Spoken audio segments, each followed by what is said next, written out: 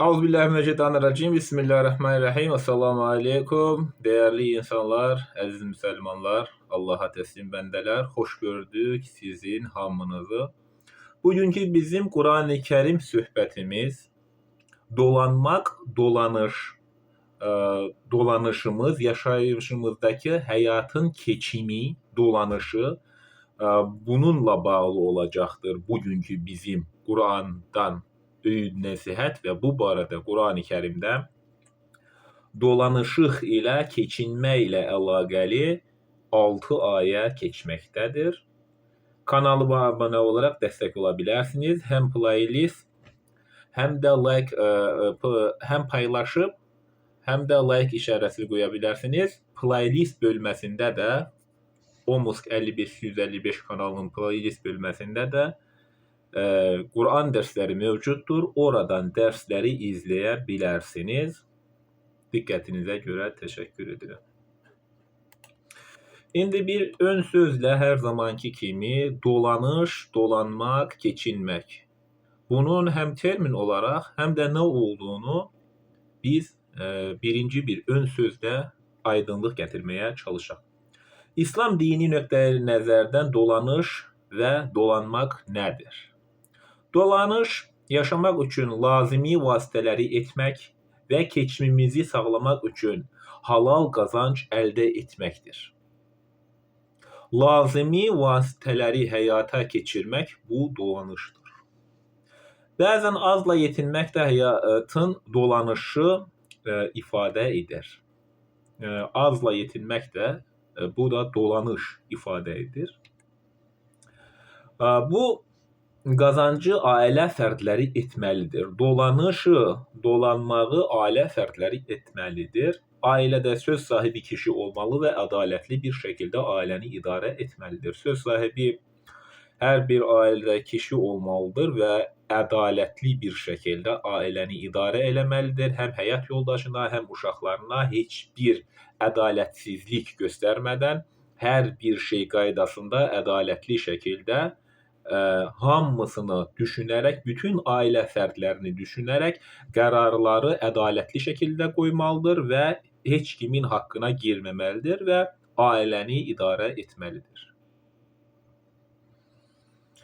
Ailənin və uşaqların dolanışı sağlamalıdır. Bu kişinin üzərinə düşür. Qadın və kişinin hüquqları bərabərdir. Ancaq kişinin qadınlardan fərqi ondadır ki, ailənin dolanışı kişinin üzərinə düşür. Başqa bir fərqi yoxdur. Hüquqlar bərabərdir, həm qadının, həm kişinin. Qadın da ailəyə gəlir gətirə bilər, işləyib qazanc eləyə bilər. Bunda heç bir sakıncalı məsələ yoxdur. Ailədə qadın da işləyib evə qazanc edib ailəyə dəstək ola bilər. Hər zaman din elmin mərkəzi və hökm də Qur'andan olmalıdır. Daim dediyim kimi din elmin mərkəzi olmalıdır. Hökm də yalnız Qur'andan olmalıdır. Allah nə deyirsə o. Özümüzdən biz bir şeylər deyə bilmərik. Biz deyə bilərik özümüzdən bir şeylər. Hər kəs özündən bir şey danışır. Ancaq danışdığın sözün bir dəlili, sübutu olmalıdır. Dayandığı bir ayəsi olmalıdır. Allah'ın ayələri. Allah'ın göndərdiyi bizim yaşayışımız üçün, həyatımız üçün, dünyamız üçün göndərilən ayələr var. Bir göndərilən ayələr var, bir də yaradılan ayələr var. Hər bir şey Allah'ın ayəsidir. Yaratdığı şey, insan da Allah'ın ayəsidir. Heyvan da, təbiət də, yer kürəsi də, hər bir şey Allah'ın ayəsidir. Hər bir şeyi xəlq eləyən Allah'dır. Və bu ayələri bir də göndərilən ayələr var. Orada kitablardır, Qur'andır və ondan əvvəlki kitablardır. Bu da Allah'ın kəlamı, Allah'ın sözü, Allah'ın qanun qaydasıdır. Bizim üzərimizə vəzifə nədir? Bu qanunları öz dilimizdə oxuyub, tərcüməsini anlayıb yaşamaq və yaşatmaqdır. Bizim üzərimizə vəzifə ancaq budur. Din elmin mərkəzi olmalıdır. Bugün din, Qur'an elmi insanlarda anlayış və düşüncə baxımından bu elm hansı mərhələdədir? Din elmi hansı mərhələdədir? İnsanların düşüncə və fikir baxımından. Quran elmi çox acınacaqlı vəziyyətdədir. Bu belədir, hal, vəziyyət belədir. Çünki ən çox oxunan kitab Qurandır. Ən az onunla hökm eləyən kitab Quran olur. Onu yalnız ölülərə oxuyub, Quran-ı Kərimdə heç bir ayə yoxdur Quranı ölüyə oxu deyə. Müsəlman aləmi bugün bu vəziyyətdədir. Hökm Qurandan götürülmür. Quran yalnız ərəbcəsi oxuyub savab qazanılan kitab halına gətirilirlər. Bugün müsəlmanlar Quransız yaşamaqdadır. Quran var, amma Quransız müsəlmanlar var bugün. Hər kəsin evində Quran var, amma onunla əməl eləyən az. Yox demək olar. O qədər azdır. Quran var, ancaq onunla əməl edən, öz dilində anlayan yox. Quranı kənar qoyub uydurma hədislərdən, Buxari, Müslim, İbn Macə və s. kitablardan hökm alıb onları tətbiq etməkdədirlər. Sadaladığım sünnilərin kitabları var. Şiələrin də, maturidilərin də, onların da dayandıqları kütüb-ü sittə deyilən belə kitablar var. Hədis kitabları çoxu uydurmadır. Həm sünnilərdə olan hədislərin əksəriyyəti 90%-dən çoxu, həm də şiələrdə olan o kütüb-ü sittədəki və yaxud da digər kitablardakı yazılan hədislərin 90%-dən çoxu uydurmadır. Əhsənül hədis, ən gözəl hədis, ən doğru hədis Qurandır. Heç bir şübhə olmayan kitab Qurandır.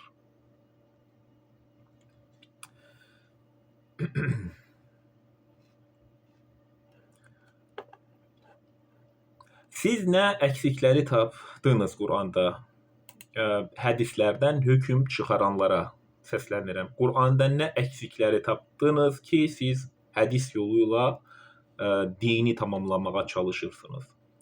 Və bu əksikləri hədislərmi tamamlayırsınız? Bu əksiklər tapırsınız. Bu əksikləri hədislərlə mi tamamlamağa çalışırsınız? Quranda heç bir əksik olmadığını Allah Teala deyir, dini tamamladığını deyir, amma insanların çoxu dində əksikləri axtarıb onu tamamlamağa çalışır. Siz yoxsa Allaha din mi öyrətməyə çalışırsınız? Yoxsa Quranda Allah öz hökmləri tamamlamadı mı? Bu hədis kitablardan bəzilərindən bir neçə misal verəcəm. Zina edən meymunları daşlamaqdan söhbət gedən hədislər var. Buxarinin özündə də var. Zina eləyən meymunları daşqalaq eləməkdən söhbət gedir orada. Heyvanlarda bacı, qardaş, ata, ana bu anlayışları yoxdur. Biz yumurta yeyirik. Hansı toyuğun və hansı xoruzdan dünyaya gələn o yumurtanın biz bilmirik. Biz deyə bilərikmi bu halal yumurtadır, bu da yoxsa haram yumurtadır? Ya da biz süd içirik. Müxtəlif heyvanların südü bir araya gəlir və biz o süddən içirik. Dediyim kimi heyvanlarda bacı, qardaş, ata, ana, ögey ata, ögey ana, süd qardaşlığı anlayışları yoxdur. Heyvanlar öz aralarında spariutsa olunurlar və balaları dünyaya gəlir. Həm pişiklərdə, həm heyvanlarda, həm inəkdə heç bir heyvanda bacı, qardaş anlayışları yoxdur. Öz aralarında onlar sparitsə olunurlar və balaları dünyaya gəlir.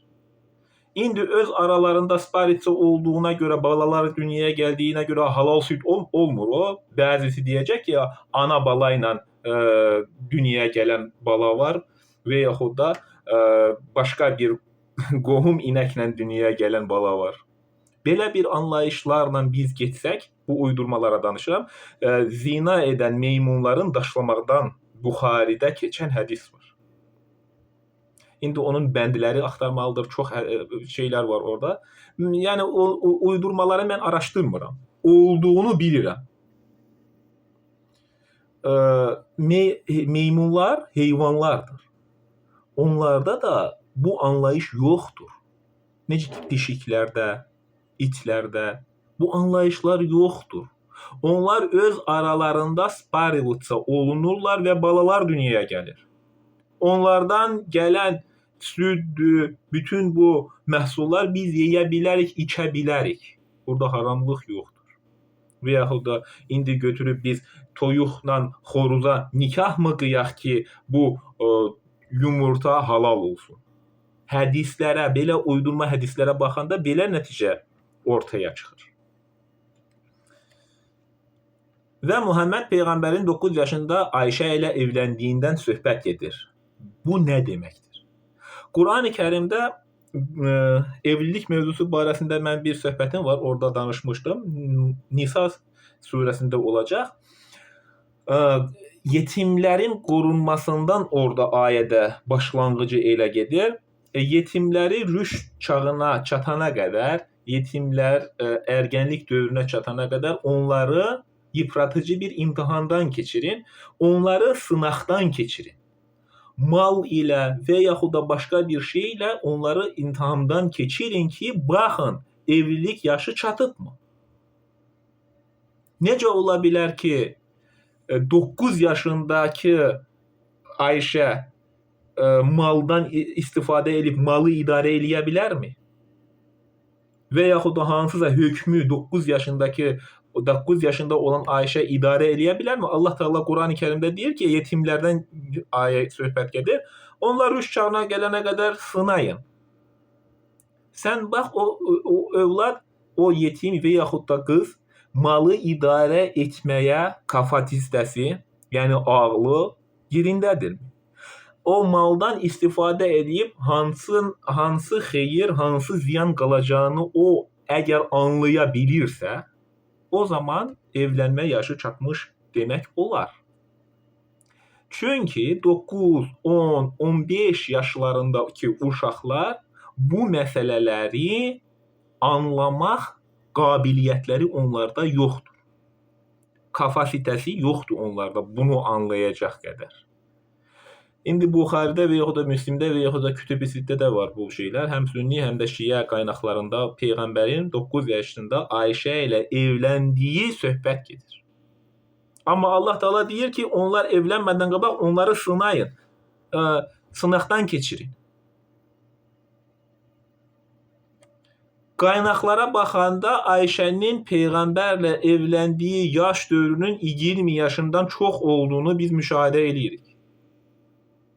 Amma bütün hədisçilər Peyğəmbərin 9 yaşında Ayşə ilə zifafa girdiyi barədə uydurma şeylər danışırlar.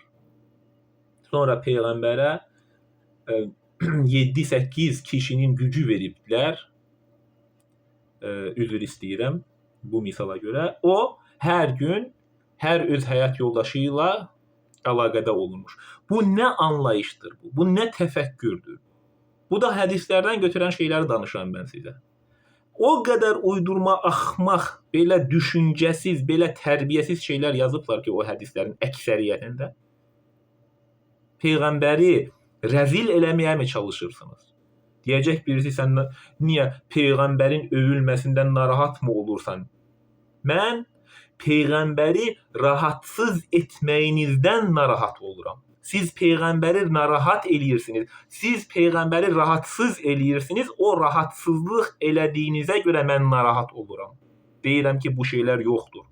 Mən demirəm. Allah Teala hökmləri tamamlayıb. Bu dini tamamlayıb. Amma Peyğəmbərə iftiralar atırsınız. Və yaxud da Peyğəmbərin heç vaxt demədiyi şəfaəti lüzma deyə Peyğəmbərdən yardım deyirsiniz Allah'a ikinci dərəcəyə qoyaraq. Günümüzdəki cahil müsəlmanlardan da bəziləri də Peyğəmbərin saqqalıdır deyə saqqalı şərif götürüb, o saqqal kapsulda olan saqqalı öpüb başına qoyub ağlayan kim, fəryad eləyən kim o saqqalı görüb. Bu nə anlayış və düşüncə təfəkkürdür? Bu cahillətdən də irəli gedib bütpərəstliyin özü olur bu. Allah Teala bizdən belə iman sahibi olmağımızı mı istəyir? Allah bu dini tamamladığını Quran ayələrində bizə bildirir. Bəs siz uydurma hədisçilər, siz Allah'a din mi öyrədirsiniz? Bu hədis yazanlara və yaxud da hədis yolu ilə gedənlərə deyirəm. Yoxsa Allah Quranda bəzi hökmləri unudub siz Allaha xatırlatmaya mı çalışırsınız? Bunu mu eləyirsiniz? Güya Allah Taala unudub Quranda bəzi hökmləri siz Allaha xatırladırsınız. Bu Allah Taala sən unudubsan bunu, haşa. Biz bunu xatırladırıq. Bu hökm qoymalıydın. Niyə sən bunu qoymadın? Bunu mu istəyirsiniz? İstəyiniz nədir? Nəyin dalıncasınız? Qur'andan misal gətirən kimi niyə siz özünüzdən çıxıb həmin insana düşmən gözü ilə baxırsınız? Hədis inkarçısını deyirsiniz. Bayaq 1, 2, 3 dənə misal gətirdim sizə, bu uydurmalardır bu şeylər. Uydurmaları oxuyursunuz, amma Allahın ayələrini ölülərə göndərirsiniz. Qanunlar ölülərə gedir. Uydurmaları yaşayırsınız. Bu nə cür təfəkkür və düşüncədir? Siz Allaha hədis vasitəsilə hökmləri mi xatırlatmaya çalışırsınız? Hədis gücü ilə dində əlavələri mi etmək istəyirsiniz? Nədir, dərdiniz nədir? Hədis yolu ilə gedənlərə deyirəm. Əhsənül hədis, ən gözəl hədis, ən doğru söz, heç bir şübhə olmayan söz Qur'an-ı Kərimdir, Allahın hökmüdür. 6236 dənə ayə var və hər biri bizim üçün əziz və dəyərlidir. Həyatımıza keçirmək hər bir insana fərz olan məsələdir. Bu Qur'an ancaq müsəlmanlığa yox, bütün insanlığa, bəşərə, insanlığa gələn kitabdır. Niyə anlamırıq? Niyə oxumuruq?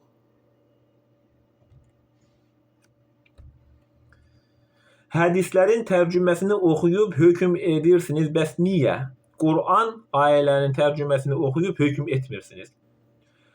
Hədislərin tərcüməsini oxuyub hökm etmək olar anlayışları var, amma Qur'anı tərcüməsini oxuyub hökm etmək olmaz. Bu anlayışdasın. O uydurmaları danışırsınız. O uydurma hədislərin tərcüməsini eləyirsiniz. Ancaq Qur'anın tərcüməsini niyə oxumursunuz? Maun surəsinin tərcüməsini bir dəfə belə olsa oxuyanınız varmı?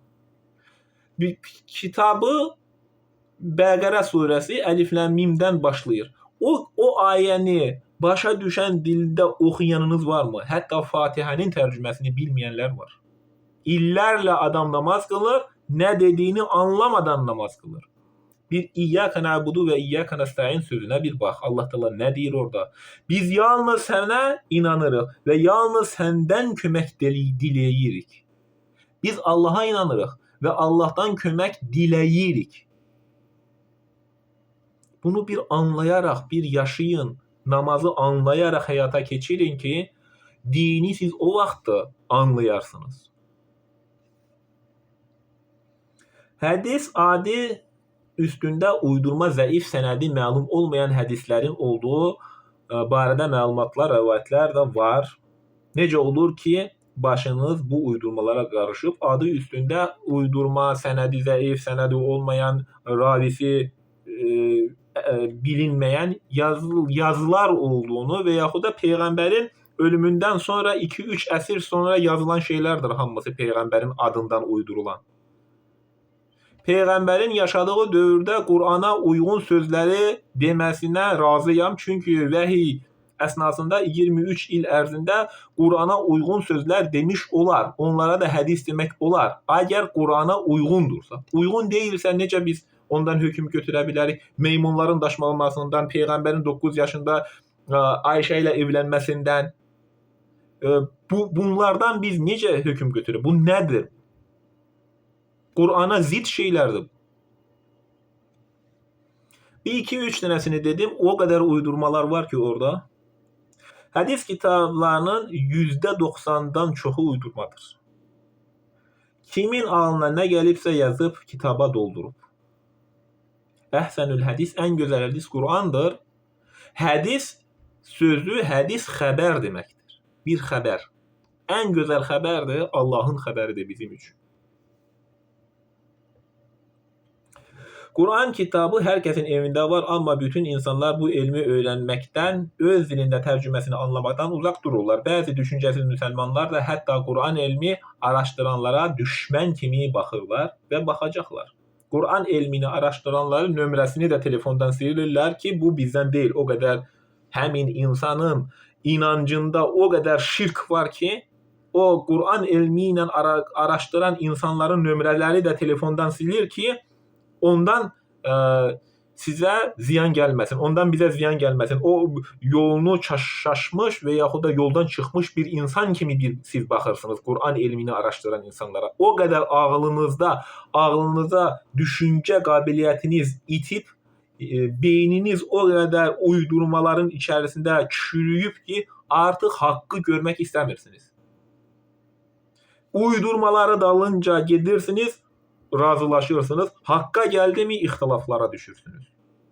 Əziz müsəlmanlar, əziz insanlar, dəyərli şəxslər, mən sizə səslənirəm mən. Allah rızası üçün Qur'anı oxuyun, anlayın.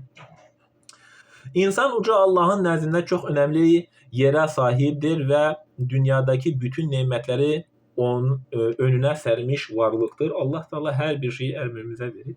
Allah insanları və cinləri özünə boyun əyəcək və xidmət edəcək şəkildə yaratmışdır və qarşılığında insana bu dünya kainatı üzərində yeraltı və yerüstü zənginlikləri yaradıb insanın ixtiyarına buraxmışdır və bu ixtiyarlardan biz öz dolanışımızı sağlayırıq. Məsələn, yeraltı qazıntılar, qızıl, almaz, digər dəyərli qaşlar, yenə yerin altından çıxan yaşayışımız üçün vacib olan yanacaq maddələr, əkin sahələri, bir başqa misal, külək əsir, insan külək sürətindən dönən pərvanələr elektrik icad edir, yenə sular axır, qabağında edilən dambalarla barajlar eləyir və su yığılır və əkinləri həmin suyla sulayırlar. Yenə yanında elektrik enerjisi həyata keçirir. Beləliklə, insan öz dolanışı insanların həyatının yaşayışı üçün yararlı fəaliyyətlər görür. İnsanlar çalışırlar, çaba göstərirlər və hər bir şeyin bizim üçün, bizim ixtiyarımıza verib hər bir dünyada olan hər bir şey, insanlar da bu ixtiyarlardan yararlanırlar və dolanışlarını həyata keçirirlər. Keçimləri insanlar öz keçimlərini sağlayırlar. Kəndçilər kənd təsərrüfatı ilə, şəhərdə olanlar zavodlarda və yaxud da bir digər yerdə hər bir insanın qazancı var. Hər insan çalışır, çaba göstərir, əziyyət çəkir, halal qazanc əldə edir. Halal qazanc əldə etməyənlər də var, amma çalışaq halal qazanc əldə etməyə çalışaq. Baxaq biz nə qazanırıq, hardan qazanırıq, nə qazanırıq, hardan pul gəlir, halaldırmı, yoxsa haramdırmı? Haram qazanc mı edirsən? İnsanların haqqına girdinmi? İnsanların haqqı olan pul varmı o əliyə gələn yerdə? Bu şeylərə biraz önəm vermək lazım. Beləliklə, insan öz dolanışı insanların həyatında yaşayışı üçün yararlı fəaliyyətlər görür. Qur'anda Allah belə buyurur, o göylərdə və yerdə nə varsa hamısını öz qatından sizin xidmətinizə vermişdir. Quran ayəsidir. Yaşayıb dolanışınız üçün, bizim dolanışımız üçün Allah Teala hər bir şeyi bizim əmrimizə verib. Əlbəttə, bunda düşünən insanlar üçün ibrətlər vardır. Quran böyük elm kitabıdır. Allahın kitabında bizim üçün hər şey qeyd olunub. Allah bizi ağıllı varlıqlar olaraq yer üzərində yerləşdirib və bütün nemətləri bizə verib. Hər bir neməti bizə verib. Bunu necə görməmək olar? Allahın nemətini necə görməmək olar? Bunda böyük ibrətlər vardır. Qur'anda bir başqa ayədə belə buyurulur. Yer üzünü sizin üçün xəlq edən uca Allahdır. Bu halda yer üzündə dolaşın və Allahın ruzindən yeyin. Fəqət son dönüşünüz Allaha olduğunu da unutmayın. Və ona görə özünüzü hazırlayın. İnsan ölümdən uzaq qaçan varlıqdır. Ölümü xatırlamaq istəmir. Heç vaxt ölməyəcək kimi yaşayır.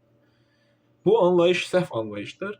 Hər zaman öləcəyimizi yadımıza saxlayıb, hər an ölə bilərik və hər an Allahın huzurunda cavab verəcəkmiş kimi yaşayaq. Belə etdiyimiz təqdirdə insan haqlarına da ədalətli şəkildə riayət edib, heç kimsenin haqqına girmərik. Əgər ölümü unutsaq, insanların haqqına girərik.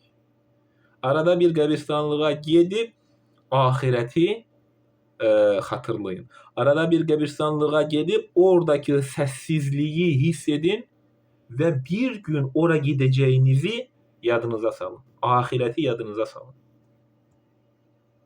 O zaman bəlkə bəzi günahları tərk edərsiniz. Bu ayetlərdə bildirdiği kimi Allah bütün bu nimetleri hiçbir əvəz olmadan insanların xidmətinə vermiştir. Ve bu uca Allah'ın bize büyük bir ikramıdır ve lütfüdür. Bu nimetleri Allah insan yararlansın, faydalansın, keçimini, dolanışını sağlasın diye yaratmıştır. Bunlardan faydalanmayı halal etmiş ve bazı ölçüler de koymuştur. Allah'ın koyduğu ölçüler qədərdir. Ve biz bu qədərə, Allah'ın koyduğu ölçülere iman getiririk. Bu ölçüyü ise bu ayetle açıklamıştır. Sənə Allah yolunda kimlərə və nə xərcləyəcəklərini soruşurlar. De ki, vereceğiniz mal ana ataya, birinci ata anaya, qohumlara, yetimlərə, yoxsullara, yolcu və müsafirlərə verilməlidir. Xeyir olarak ne etseniz şüphesiz ki Allah onu bilir. Her bir ettiğimiz şey biz özümüz için edirik. Sağ iken eləyək. Öldükten sonra bizim aldığımızda gönderen şeyler var mı? O adnalardı, odu budu.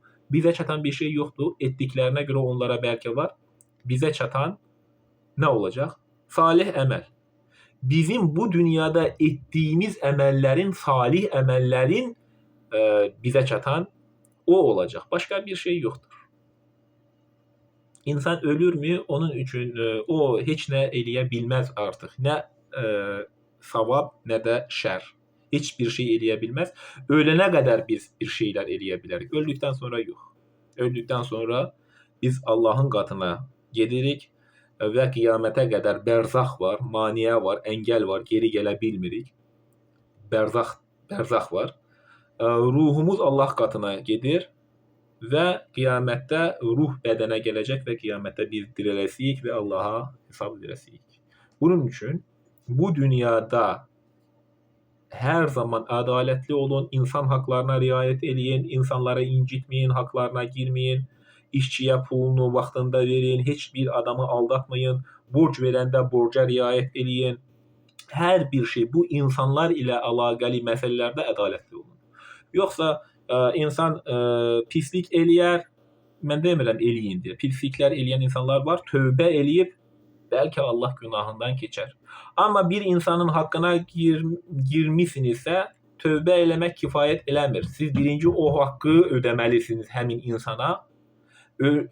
Puluyla, malıyla haqqını ödəyin, sonra tövbə eləyin, sonra ondan halallıq istəyin. Yoxsa siz özünüzü ağlına gelen kimi aparacaqsınız, insan haklarına riayet eləməyəcəksiniz, insanların haklarını taplayacaqsınız, sonra da tövbə eləyəcəksiniz. Belə bir şey var mı? Olmaz. Birinci haqqını ödeyin insanın, sonra tövbə eləyin. İnsan hakları çox önemli bir meseledir. Bu meselede titizlikle davranılmalıdır. İnsan haklarını tapdalamaq olmaz. Xeyir olarak ne etseniz şüphesiz ki Allah onu bilir. Biz Kur'an'ı öz dilimizde Azerbaycan, Rus, Türk, Avar dillerinde tercümesini okuyak, anlayak, düşünək, təfəkkür edək, ağlımızı işlədək ve insanlara Allah'ın ayələrini çatdıraq. Bu Kur'an örtülü vəziyyətdə qalmasın. Onu açıb, araşdırıb, oxuyub, anlayan kitap halına gətirək. Anlaşılmaz kitap halındadır Kur'an-ı Kerim bugün. Anlaşılan kitap haline getirerek bazı uydurma din anlayışındaki olanlar insanlara zikri unutturublar. Ve zikir diye təsbih çekmeyi ona öne alıblar. Zikri unutturup zikrin yerine təsbih çekmeyi öne alıblar. Zikir Kur'an ayələri beynimizde yerleştirip onunla yaşamaqdır. Ama təsbih çekmeyi öne getiriblər. Bu yanlış düşüncedir. Kur'an zikirdir. Bu zikir öz dilimizde anlayıp beynimizde yerleştirende o zaman zikir olur. Təsbih çekmekle zikir olmaz. Eğer işe sayı girse ora şirk girer. Sayı girmesin. İbadette sayı olmaz. Sayı girmesin. Ve sonra insan robotlaşar ve dediği şeyi anlamaz hala gelir. Bütün günü təsbih çeker, ne dediğini anlamaz. Kur'an-ı Kerim'de şeytan and olsun ki o insanları, o kulları ne dediklerini anlamadan okuyar hala getireceğim ve onları belə məhv eləyəcəm. Kur'an ayəsidir. Bunun için biz anlayarak okuyaq. Zikir Kur'an'ı anlamaqdır. Yoxsa təsbih çəkərək gündə 500, 1000, 2000 təsbih çəkməklə bu Allah bizdən bunu istəmir. Allah bizdən Qur'anı anlamağımızı istəyir. Vid götürüb də hansısa ritualları, hansısa sayı tamamlamağımızı Allah Teala bizdən istəmir. Bu uydurma din anlayışdakı insanların rituallarıdır. Allah'ın bizdən istədiyi nədir? Ədalətli bir insan ol, gözəl şəxsiyyət ol, insanlarla mülayim davran, insanların haqqına girmə və Qur'anı anlayaraq oxu və həyata keç. Allah Teala bizdən bunu istəyir. Yoxsa hansısa sayıyı tamamlamamızı bizdən Allah Teala vid verib, vid alıb bu şeyləri eləməyi Allah Teala bizdən istəmir. Və vid verənin ona dediyi sayıyı bitirməyə çalışar və heç ağını işlətmədən robotlaşar, bayaq dediyim kimi. Robotlaşar ancaq o sayıyı tamamlamaqla məşğul olar o. Anlamadan, tüfəkkür eləmədən, düşünmədən sadəcə sayıyı başa çatdır. Niyə? Çünki vid verən onu belə deyir. Bu nədir? Allah bizdən bunu mu istəyir? Quran hidayət rəhbəridir. Biz bu hidayətlə olan ağlımızı işlədək. Hidayətlə, öz ağlımızı hidayətlə işlədək. Hidayət beynin, ağlın çalışmasını vacib edən əsas bilgidir. Şeytan deyir ki, Cenab-ı Haqq'a xitaben, şeytandakı bu cürətə baxın, bayaq dediyim kimi, yenə gözəl bir ayədir. Yemin olsun ki, o qulların nə dediklərini anlamadan Qur'anı oxur hala gətirəcəyəm və onları belə məhv edəcək. Bu Quran ayəsidir. Amma müsəlmanlar nə deyir? Qur'anı ərəbcə oxu, savab al. Oxu, üzərindən keç. Düşünmə, ağlını işlətmə. Bunlar da şeytanın qardaşı olurlar. Çünki Qur'anı anlayan dilində oxu demir. Ərəbcə oxu, savab qazan və oxu, üzərindən keç.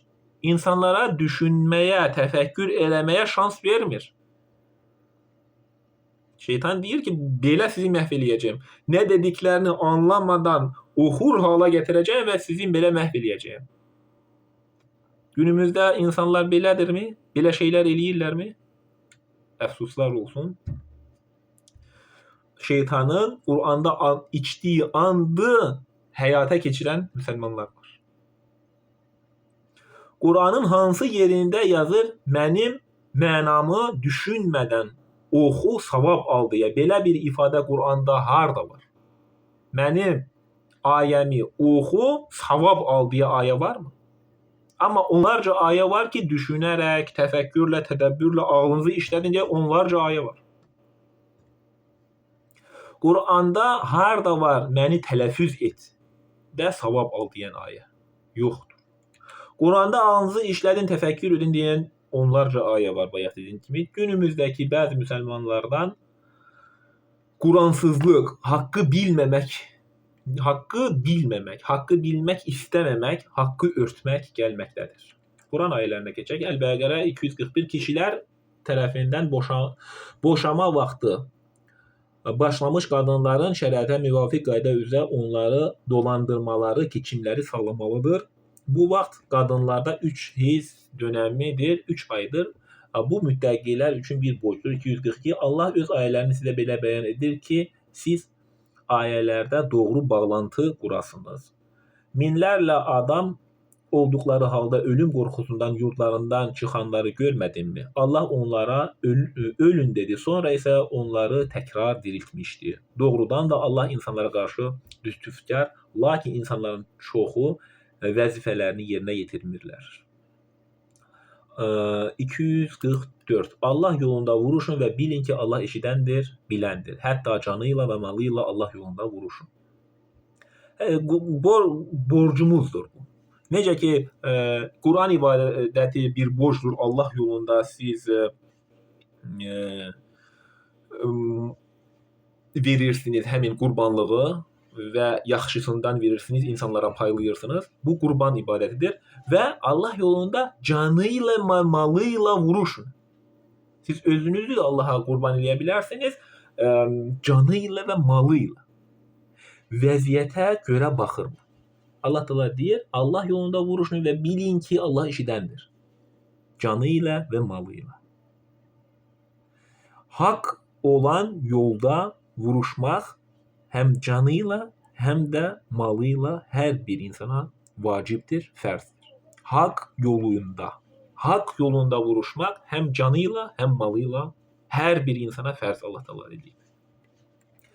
El-A'raf 1. Elif, Lam, Mim, Sad. Bu hikmetli Kur'an'ın ayeleridir. 2. Bu sene indirilen kitaptır. Buna göre kalbin hiç narahat olmasın. Bu kitapla, Kur'an'la insanlara hatırlat. Bu kitaba inanıp güvenenlerin ağıllarında tutmaları lazım olan bir məlumat olsun diye indirilmiştir. Zikrin sözü budur. Bu kitap inanıp güvenenlerin ağıllarında tutmaları lazım olan bir məlumat olsun diye indirilmiştir. Ve budur o zikir. Sizin çektiğiniz tesbih çekmek değildir zikir. Zikir budur. Əsl zikir budur. Əraf suresinin 2. ayesidir. Zikrin ne olduğunu anlayın artık. Yoksa o ritual vid verenlerin size verdiği sayıyı tamamlamak değildir zikir. Rabbinizden, sahibinizden size nazil olana tabi olun. Allah ile aranıza koyduğunuz müridlere, ustalara, şeyhlere, bu uydurma insanlara, velilere vesaire kimi belə insanlara tabi olmayın. Allah'ın gönderdiği Kur'an'a tabi olun Allah Teala deyir. Bu Kur'an'a tabi olun ve Kur'an yoluyla gidin. Doğru məlumatları ne kadar az istifade edirsiniz. Uydurmalara gelince can atırsınız. Doğruluğa gələndə susursunuz. Susmaq istəyirsiniz. 4. Neçə kəndləri məhv etdik. Onlara baskınımız, əzabımız ya gecə yuxusunda ya da günorta çağı istirahat etdikləri vaxt gəldi. Əzabımız, baskınımız gəlincə bundan başqa söyləyəcək sözləri qalmamışdı. Biz həqiqətən səhvlər, günahlar, zülm içindəydik. 6. Özlərinə elçi göndərilənləri mütləq sorğuya çəkəcək. Allah bütün insanlığı sorğuya çəkəcək və mütləq elçiləri də sorğu-sual tutacaq. Allah həm insanları həm də bütün peyğəmbərləri sorğu-suala tutacaqdır və Allah Teala deyir, sizi bu kitabdan sorğu-sual eləyəcəyəm. Bu kitabdan, Kur'an'dan. Hem de peygamberleri, hem de insanları, her bir beşeri. Ne ettiklerini bildiğiniz için onlara bir diyecek. Çünkü onlardan uzakta değildik. O gün emellerin terezi, ölçüyü qurulacağı bir həqiqətdir. Kimin tərəzisi, savabları ağır gəlirsə, məhz onlar nicat tapanlardır, qurtuluş olanlardır. Kimin ölçdüyü savabları yüngül gələrsə, onlar da ailələrimiz qarşısında səhv davranmaları səbəbi ilə özlərini ziyana uğratmış olacaqlar. 10. Biz sizi yer üzərində yerləşdirdik və orada sizin üçün dolanış vasitələri yaratdıq. Vəzifələrinizi nə qədər az yerinə yetirirsiniz. Allah Teala bizə vəzifələri təyin eləyir. Bayaq dediyim kimi bizim ən birinci vacib olan məsələ insan kimi insan olmaqdır. İnsan kimi insan olmaqdan başlayır. Din də bundan sonra başlayır. Əxlaq, mədəniyyət, tərbiyə, hər bir şey bundan sonra. İnsan kimi insan olmadıktan sonra insanın dini, əxlaqı, tərbiyəsi yerində olmayacaq. Kur'an'da Allah Teala deyir, namaz sizi pis ve pis olan şeylerden uzak eləyəcək. Namaz bizi pisliklerden uzak eləmirsə əgər, biz o imanı dadmamış insanlar olarıq. Allah Teala deyir, namaz sizi pis ve pisliklerden, şirkten, günahlardan sizi uzak eləyəcək. Əgər uzaqlaşmırıqsa, problem özümüzdədir. Maun suresinə də misal gətirə bilərik. O şəxslər ki, namazlarında riyakardırlar və ikiyüzlüdürlər. Azca olsa insanlara yardım etmək istəməzlər. Maun suresini oxuyun. El-Hicr 16. Səmada bürclər yaratdıq, ulduzlar və onu baxanlar üçün bəzətdik. Göyü bəzəyib bizim üçün Allah Teala yaratdığını deyir. 17. Onu qovulmuş hər bir şeytandan qoruduq. Amma xəlvətcə qulaq asan olursa onu yandırıb yaxan alov təqib edər. Yeri döşədik, orada möhkəm dağlar yerləşdirdik və orada hər bir bitkidən lazım olduğu qədər yetişdirdik. Dolanışımız üçün Allah Taala hər bir şeyi dünya üzərində bizim üçün yerləşdirib yaradıb. 20. Orada həm sizin üçün, həm də ruzisi sizə bağlı olmayanlara dolanışıq vasitələri yaratdıq. Orada həm sizin üçün, həm də ruzisi sizə bağlı olmayanlara dolanışıq vasitələri yaratdıq. 21. Xəzinəsi qoruyan yeri qatımızda olmayan heç bir şey yoxdur. Biz onu açıq müəyyən ölçüdə indiririk. Küləkləri yönləndirici buludlarda su əmələ gətirən, bitkiləri tozlandıran bir vasitə kimi göndərdik. Küləklər vasitəsilə tozlanma bitkilərdə gedir və bitkilər yetişir. Göydən yağmur yağdırıb onunla su ehtiyacını qarşıladıq. Yağışı göydən saxlayan siz deyilsiniz. Bunu göydə saxlayan uca Allahdır.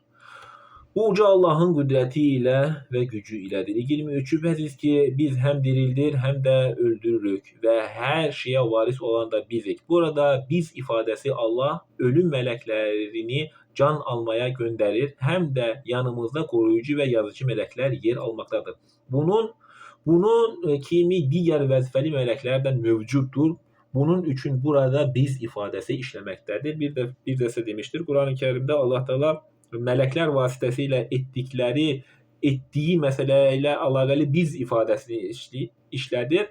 Allahın zatı ilə əlaqəli ayələrdə isə Allahın özünün qoyduğu ayələr, özünün əmr olduğu misallar bizə bildirir. Allahın zatı ilə əlaqəli ayələrdə biz kəlməsi işlənməz. Məsələn, Allahın varlığı və birliyi. Burada biz kimi işləmir. Allahın varlığı və birliyi. Allah birdir. Yaradıcısı. Yaradanda Allah biz ifadəsi işləməz. Yaradıcı Allahdır. Yaradıcı sifətində Allahın yaradıcı sifəti var və o sıfatda Allah Taala biz ifadəsi işləmir. Ərşin sahibi. Burada da biz ifadəsi yoxdur. Allah təkdir, müqəddəsdir. Maliki, hökümdarı, din günün sahibi yenə tək olan Allahdır. Və sairə ayələrdə tək olan Allahdır ifadələri işlənir. Burada biz ifadəsi işlənir. Biz ifadəsi biz belə anlayaq. Mələklər vasitəsilə, mələklərə verilən əmrlərlə etdiyi ayələrdə ölüm mələkləri, vəhiy mələkləri, yazıcı mələklər, qoruyucu mələklər, bununla Allah Taala göndərilən ayələrdə biz ifadəsi işləyir, çoxluq var orada. Allahın zatı ilə əlaqəli, yenə deyirəm, yaradılış, hökm günün sahibi, maliki, hər bir şeyi, ərşin sahibi, bu ayələrdə Allah özünün tək olduğunu bildirən ayələr biz Quran işığında görürük. Burada tək olan Allahdır ifadələri işləməkdədir. İçinizdən qabaqda gedənləri çox yaxşı bilirik, geridə qalanları da çox yaxşı bilirik. Bu, insanlığın hər sahədə olan fəaliyyətlərini ifadə edər. Dünya, yaşayış, din, mədəniyyət, əxlaq və s. hikmət məsələləri ortaya alır. Həqiqətən sənin Rəbbin onları bir yerə toplayacaq. O, bütün qərarlar doğru olan və daima biləndir. Biz ilk insanı qurumuş bir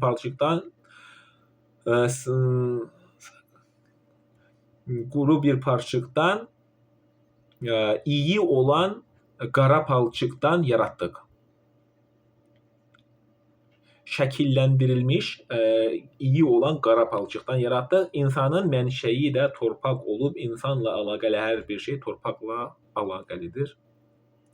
Cinləri isə daha öncə qızmar alovdan yaratmışdıq. Taha 124. Kim zikrimdən, kitabımdan üz döndərərsə, onun güzaranı sıxıntılı olacaq. Onu qiyamət, məzardan qalxış günü kör olaraq huzuruma gətirəcəm. Bu kitabı anlamaqdan uzaq durmayın. 125. O deyəcək, ey Rəbbim, mən dünyada görürdüm, indi nə üçün məni kör olaraq diriltdin? Allah deyəcək, elədir, çünki sənə ayələrimiz gəldi, sən isə onları unuttun. ağlından çıxardın. Bugün də sən belə unudulacaqsan və özünə zülm etdiyinə görə cəzanı da çəkəcəksən. Allah Teala deyir, bu dünyada Qur'anı görməməzlikdə dirənməyin. Əgər Allahın ayələri siz görməməzlikdə dirənsəniz, qiyamətdə Allah Teala sizi kör olaraq dirildəcək. Və o vaxt deyəcəksiniz, Allah Teala məni kör olaraq niyə diriltdi? Mən görürdüm. Allah Teala deyəcək, sən Qur'an ayələri görməməzlikdə dirəndin və kör olaraq. Sən ayələrimi unuttun, bugün də unudulacaqsan və özünə zülm eləyənlərdən olacaqsan, cəzanı da çəkəcəksən. 127. Həddi aşanı və Rəbbinin ayələrinə inanmayanı belə cəzalandırırıq. Axirət əzabı isə daha şiddətli və daha sürəklidir. 128. Onlardan əvvəl neçə nəsilləri məhv etdiyimiz onlara dərs olmadı mı? Bizə dərs olmurmu? Ad, Səmud, Lüt qövmləri həlak elədiyini Allah Teala Quranda deyir. Bizə dərs deyilmi bu? Nə zaman ağlımızı işlədəsiyik? Üstəlik bunlar onların yaşadığı yerlərdə dolaşmaqdadır. Həmçinin biz də bizdən qabaq bizim yaşadığımız yerdə olanlar olublar. İndi isə biz yaşayırıq. Biz öldükdən sonra yerimizə başqa bir nəsil gələcəkdir. Tövhid inancında ağlımızı işlətməsək, özümüzə zülm edənlərdən olarıq və axirətdə itirənlərdən olarıq. Həqiqətən bunda ağıl sahibləri üçün ibrətlər vardır. Səhvlərdən özlərini qoruyan bir ağıl sahibi olanlar üçün bunda ayətlər və göstərişlər vardır. 29. Əgər Rəbbin tərəfindən əvvəlcədən vəd edilmiş söz və müəyyən edilmiş bir əcəl olmasaydı, lazım olanı mütləq edilərdi. Bizi yoxdan var edən Allah müqəddəs və hər şeyi əhatə edəndir. Allah yaratdığı hər bir şeyə müəyyən ölçü və əcəl təyin edir. Kimin harda və nə zaman doğulacağı və ya öləcəyi və yaxud da hansı ata-anadan dünyaya gələcəyi heç kim bilmir. Bunu Allah müəyyən edir. 130. Onların dediklərinə səbr et. Günəşin doğmasından əvvəl də batmasından əvvəl də hər şeyi gözəl etməsinə qarşılıq Rəbbinə ibadət et. Gecə saatlarında, buradakı saat sözü vaxt, zaman anlamındadır və gündüzün bölümlərində ibadət et ki, razı qalasan. 131. İmtahan edərək deyək, sınamaq deyək. İmtahan edərək deyə, sınamaq deyə onlardan bəzi kimsələri qat-qat faydalandırdığımız dünya həyatının bərbəzəyini gözünü dikmə. Rəbbinin ruzisi daha xeyirli və daha davamlıdır, qalıcıdır. 132. Ailənə namaz qılmağı əmr et, özün də onu səbirlə yerinə yetir. Səndən ruzi istəmirik, əksinə sənə ruzi verən bizik. Gözəl aqibət təqvaya bağlıdır. Gözəl son özlərini səhvlərdən qoruyanlar üçündür. 133. Dedilər ki, bizə Rəbbimizdən bir möcüzə göstərsəydi, əvvəlki kitablarda olanların açıq dəlili Qur'an onlara gəlmədimi? Qur'an əlimizdədir. Budur möcüzə. Mühəmmədin möcüzəsi də bu Qur'andır. Ağlınızı işlədib Qur'anı təfəkkür etməyəcəksinizmi? Öz dilinizə anlamaya çalışmayacaqsınızmı? Nə vaxt çalışacaqsınız Qur'anı öz dilinizə anlamağa? Gündə 5-10 dəqiqəsini Qur'an tərcüməsinə həsr etməyə çalışdınızmı? Çaba göstərdinizmi? Eşitdiniz, deyirəm. Hansı biriniz buna əməl elədiniz? Mən özümdən danışmıram və özümə də heç kəsi çağırmıram. Qur'ana, Allaha, doğruluğa, gözəl əxlaq sahibi olmağa, insan kimi insan olmağa çağırıram mən. Başqa bir şey yox. Məqsədim budur. Məqsədim yalnız Allahın kitabı insanlara çatdırmaqdır. 134. Qur'an gəlmədən əvvəl onları bir əzab ilə yox etsəydik, deyərlərdi ki, ey Rəbbimiz, belə rəzil hala düşüb sürünmədən əvvəl kaş bizə bir elçi göndərsəydin də sənin ayələrinə tabe olsaydıq. Allah heç bir qövmü elçi göndərmədən onların etdiklərinə görə sorumlu tutmaz. Allah elçiləri göndərir, onlara da kitabı və hikməti öyrədir. Hikmət Qur'anı anlama metodudur və Allahın hökmləri də əlimizdədir və bu Qur'andır. Allah bizi xəbərdar edir bu Qur'anla. Bu Qur'an yaşayan rəsuldur, əlimizdədir. Bizə qalan bunu anlayaraq oxumaq. 135. Deyə hamı gözləyir, siz də gözləyin. Yolu düzgün olanların kimlər olduğunu, kimlərin doğru yola gəldiyini yaxında öyrənəcəksiniz. Gözləyin. Siz də gözləyin. Çünki qiyamət öldükdən sonra dirilmə, haqq hesab verməyə başlama deməkdir. Onun üçün bu dünyada biz yaxşılıqları eləyək ki, tövhid üzərində yaşayaq ki, aqibətimiz yaxşı olsun, sonumuz yaxşı olsun, həyatımız gözəl olsun. Ez-Zümer 27. Biz bu Qur'anda insanlar üçün hər cür məsələlər çəkdik ki, bəlkə düşünüb dərk edərlər. Nə qədər gözəl ayədir.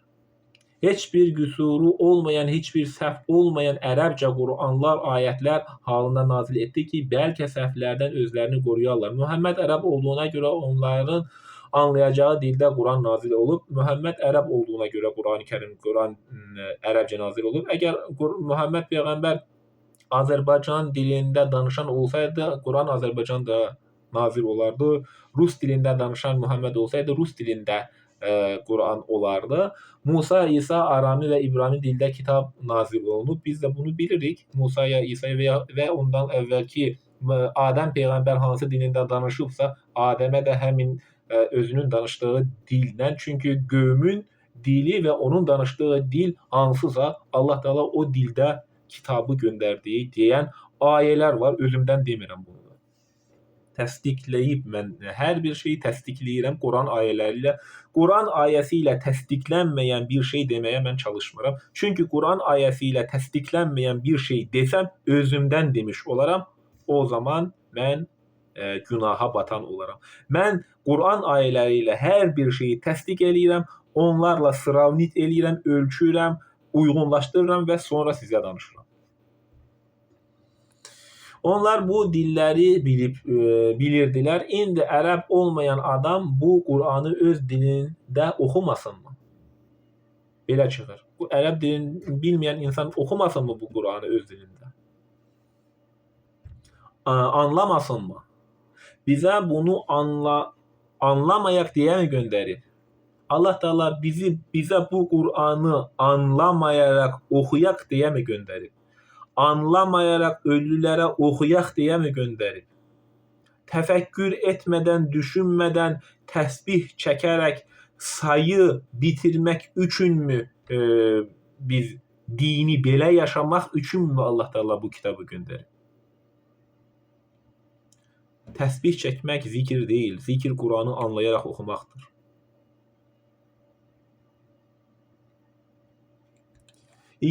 Allah bir-bir ilə zidləşib duran bir neçə ortağın şəriyin əmri altındakı adam ilə tək bir insana bağlı olan adamı misal verir. Şərik işləyən insanları da bununla misal verə bilərik. Heç bu ikinin halı, vəziyyəti eyni olarmı? Allah Teala belə misallar verir ki, biz ağlımızı işlədək. Həmd Allaha aiddir, hər şeyi mükəmməl etmək Allaha məxsusdur, lakin onların əksəriyyəti bunu bilmir. 30. Şübhə yox ki, sən də öləcəksən, onlar da öləcək. Hər kəsə müəyyən etdiyi əcəl vardır. Bu əcəl çatan zaman insan ölür. Əcəl öz vaxtından nə gecikər, nə də tələsər. Gözləyin.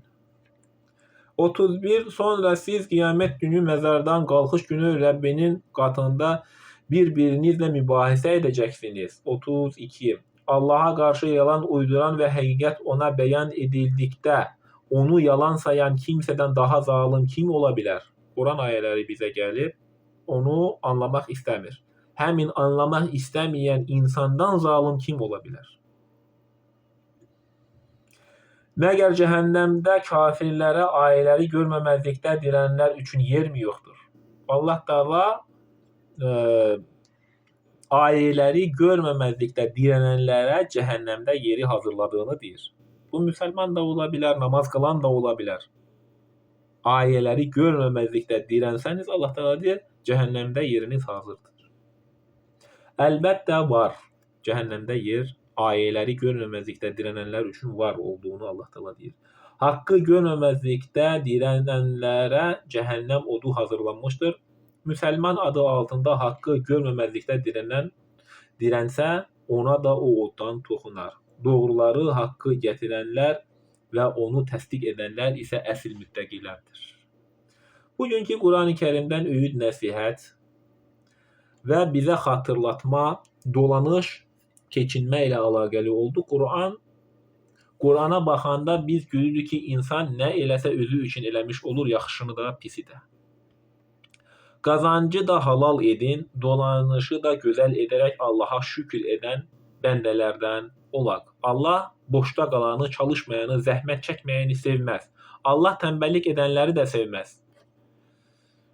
Mən miskinəm, mən yoxsulam, imkanım yoxdur demək anlayışı insanın tənbəlliyindəndir. Allah Teala bizə şans verib, ağıl verib, biz çalışaq, əziyyət çəkək, zəhmətlər çəkək, vaxtımızı çalışaraq halal qazanc eləməyə çalışaq. Halal qazanc o sizin ibadət kimi hökmünə gedir. Namazdır, orucdur, yaxşılıqdır. Bunun qədər savabı var halal qazancın. Əgər orada qul haqqı, əgər onda insanların haqlarına girməmisinizsə, halal qazanc eləmisinizsə, o ibadət kimidir. Mən yoxsulam, mən imkansızam anlayışları da doğru deyildir. Bu insanın tənbəlliyindəndir. Biz əgər çalışmasaq, bizim dolanışımızı, keçimimizi bizim üçün heç kəs etməz. Heç kəs deməz ki, gəl sənə bu qədər pul verirəm, dolanışını sağla və yaxud da al bu 100.000 yaxud da 500 manat al, sən öz vacib olan özünə nə ehtiyacın varsa al deyən heç bir insan olmayacaq bu dünyada. Çünki insan özü özünə cavabdehdir. Zəngin insanlar da var. O zəngin insanlar kasıbları unudublar. Zəngin insanların mallarında kasıbların haqqı var. Bu zəkat məsələsidir, zəkat mövzusudur. Malından artıq qalanı biz Allah yolunda xərcləməliyik. Yardımlar göstərməliyik. İnsanları sevindirməliyik. Bu bizə savab olar. Dünyada çətinliklər, sıxıntılar, əziyyətlər çoxdur. Çətinliksiz həyat arzusunu arzulamaq doğru deyildir. Çətinliksiz, həyatın çətinliksiz olsun anlayışı doğru deyildir. Çətinliklər hər zaman olacaqdır. Çünki bu imtahan həyatıdır. Biz bunlara səbir göstərib Allahın razı qalacağı şəkildə dolanıb keçimimizi doğru şəkildə etməliyik. Dolanmamız üçün işləmək, çalışmaq və ya bir iş sahibi olmaq bu şərtdir. Halal qazanc etmək də bir ibadətdir. Allah Teala bu dini doğru anlayanlardan və doğru yaşayanlardan gözəl əxlaq, əməli salih, mömin bəndələr eləsin. Allah Teala cümləmizi öldükdən sonra şəfaət eləsin. Allah Teala bizə yardımcı olsun, xəstələrə də şifa versin. Söhbəti dinlədiyinizə görə təşəkkür edirəm. Gələn görüşlərədək və aleykum və salam və rəhmətullahi və bərəkatuhu. Sağ olun, var olun, Allahın amanında qalın.